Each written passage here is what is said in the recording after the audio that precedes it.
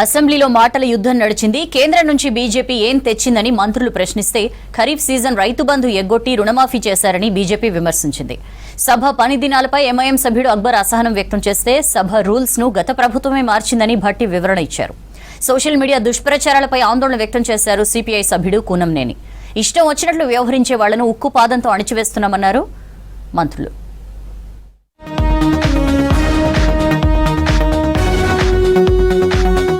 శాసనసభలో గవర్నర్ ప్రసంగానికి ధన్యవాద తీర్మానాన్ని సభలో ప్రభుత్వ విప్ ఆది శ్రీనివాస్ ప్రవేశపెట్టారు.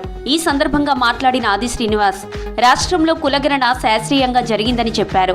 సర్వేలో కేసీఆర్ కుటుంబం పాల్గొనలేదన్నారు. గత ప్రభుత్వం 7 లక్షల కోట్లు అప్పు చేసిందని గుర్తు చేశారు. ఇబ్బంది ఉన్న సంక్షేమ పథకాలు ముందుకు తీసుకెళ్తున్నామని చెప్పారు. రుణమాఫీ, వడ్లకు బోనస్ తమ ఘనతన్నారు ఆది. ఈ రాష్ట్రాన్ని ఆర్థికంగా చిన్నాభిన్నం చేసినప్పటికీ 7 లక్షల కోట్ల అప్పుల్లో ఈ రాష్ట్రాన్ని అప్పుల కుప్ప రాష్ట్రంగా మార్చినప్పటికీ కూడా బీసీ కులగణ జరుగుతుంటే వైపు బాధ్యత గల ప్రతిపక్ష నేతగా ఉన్నటువంటి కేసీఆర్ గారు కానీ, ఈ సభలో ఉన్నటువంటి ఇతర పెద్దలు ప్రతినిత్యం మాట్లాడేటువంటి హరీష్ రావు గారు కానీ, కేటీఆర్ గారు కానీ అసలు ఈ బీసీ కులగణలో పాల్గొనకపోవడాన్ని ఏమన్నా అధ్యక్షాన్ని అడుగుతా ఉన్నా. ఈరోజు బలిన వర్గాలపై ఇంత చిన్న చూపాన్ని మేము అడుగుతున్నాం. ఏనేటి మహేశ్వర్ రెడ్డి మంత్రుల మధ్య మాటల యుద్ధం నడిచింది. రుణమాఫీ చేశామని గొప్పలు చెప్పుకుంటున్న ప్రభుత్వం ఖరీఫ్ సీజన్ రైతు బంధు ఎగ్గొట్టిందన్నారు ఏలేటి మహేశ్వర్ రెడ్డి. దీనిపై తీవ్ర అభ్యంతరం వ్యక్తం చేశారు మంత్రులు పొన్నం శ్రీధర్ బాబు. కేంద్రం నుంచి ఎన్ని నిధులు తెచ్చారో ముందు చెప్పాలని ప్రశ్నించారు. ఏ ఊర్లో ఎంతమందికి రుణమాఫీ చేశామో డేటా ఇస్తామన్నారు. ఖరీఫ్ సీజన్ లో రుణమాఫీకి అని చెప్పేసి అవే డబ్బుల్ని డైవర్ట్ చేసి ఒకవైపు ఖరీఫ్ సీజన్ లో మీరు ఎగ్గొట్టినటువంటి సంగతి చెప్పకుండా రుణమాఫీ చేశామంటున్నారు కదా అధ్యక్ష. మరి ఖరీఫ్ సీజన్ లో మరి రైతులకు ఇవ్వాల్సిన డబ్బులు ఎప్పుడు ఇస్తారని చెప్పి మాత్రం మేము ప్రశ్నిస్తున్నాం అధ్యక్ష. ఇక్కడ ఎంతసేపు మాట్లాడినా దయచేసి మీరు కేంద్రం నుంచి రాష్ట్రానికి ఏమైనా తీసుకొచ్చే ప్రయత్నం చేయండి. కేంద్రం నుంచి ఏమైనా ఫండ్స్ తీసుకొచ్చే ప్రయత్నం చేయండి. ప్రధానమంత్రి గారిని మంత్రులను అనేక సందర్భాల్లో కలుస్తా ఉన్నాం. ఇక్కడ ఈ రాష్ట్రానికి నిధులు అవసరం ఉన్నాయి. కేంద్రం నుంచి నిధులు తీసుకురావాలని గౌరవ శాసనసభ పక్ష నాయకులు ఉదయపూర్గా విజ్ఞప్తి చేస్తా ఉన్నారు. బేసిజాలకు పోకుండా సిద్ధాంతపరంగా బీజేపీ మాకు వ్యతిరేకమైన పార్టీ అయినా కానీ రాష్ట్ర ప్రయోజనాల గురించి, రాష్ట్ర అభివృద్ధి గురించి మేము ఖచ్చితంగా కూడా మీ సహకారాన్ని తీసుకుంటాం, బాధ్యతగా తీసుకుంటాం. మాకు గౌరవ ప్రధానమంత్రి గారిని కూడా కలిసి ఇదే విధంగా కోరటం జరిగింది అధ్యక్ష. అదేవిధంగా మరి వారు తప్పకుండా మా శాసనసభ్యులు, మా పార్లమెంట్ సభ్యులు కూడా కోరితే మేము కూడా ఇవ్వడానికి ఉంటుందని కూడా వారు చెప్పడం జరిగింది. తప్పకుండా వారు సహకరిస్తామని కోరుతా ఉన్నాం. సభ పని దినాలపై ఎంఐఎం సభ్యుడు అక్బరుద్దీన్ అసహనం వ్యక్తం చేశారు. గత ప్రభుత్వం చేసిన తప్పులను ఈ ప్రభుత్వం చేయొద్దని సూచించారు. 0 అవర్ ఎత్తేయడం సరైంది కాదన్నారు. 0 అవర్లో ఎన్నో సమస్యలను అడ్రస్ చేయొచ్చని చెప్పారు. దీనిపై క్లారిటీ ఇచ్చిన డిప్యూటీ సీఎం భట్టి శాసనసభ ఎన్ని రోజులు జరగాలో సభ్యులతో మళ్లీ మాట్లాడతామన్నారు. వీలైనన్ని ఎక్కువ రోజులు సభను నడిపేందుకు ట్రై చేస్తామని చెప్పారు.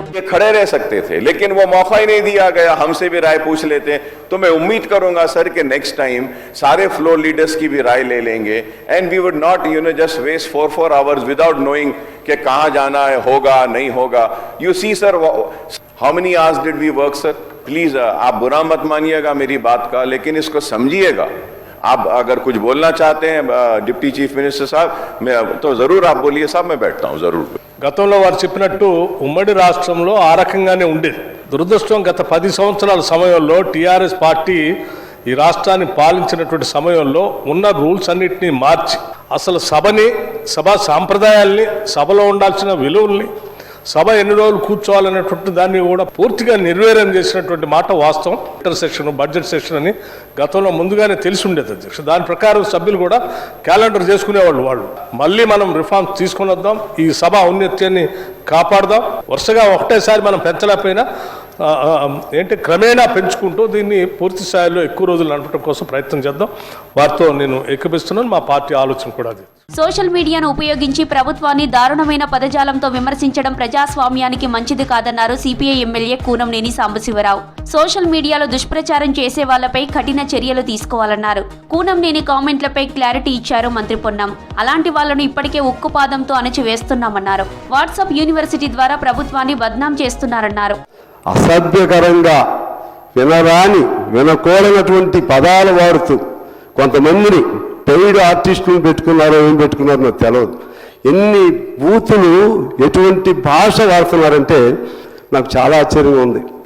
ఆడవాళ్ళు మాట్లాడతారని అసలే అనుకోను నేను. దీని వెనక ఏదో ఉంది.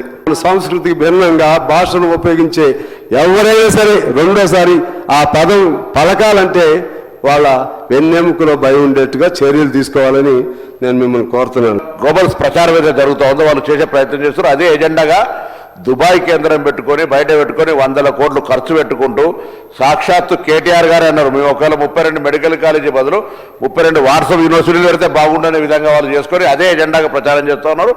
ప్రజాస్వామ్యం మీద విశ్వాసం ఉన్న వాళ్ళందరూ దాన్ని ఖండించాలి. మనం అటువంటి దుష్ప్రచారాన్ని తిప్పికొట్టడానికి ప్రజల్లో ఎక్కడ కూడా అసహనమో లేకపోతే అశాంతి ఏం లేదు. ప్రజలు కానీ అధికారులు అందరూ కూడా అందుకు సంబంధించి ముందుకోవాలని సందర్భంగా కోరుతూ శాసనసభ ఎల్లుండికి వాయిదా పడింది. రేపు హోలీ సందర్భంగా సభకు సెలవిచ్చారు. శనివారం తిరిగి సభ ప్రారంభం కానుంది.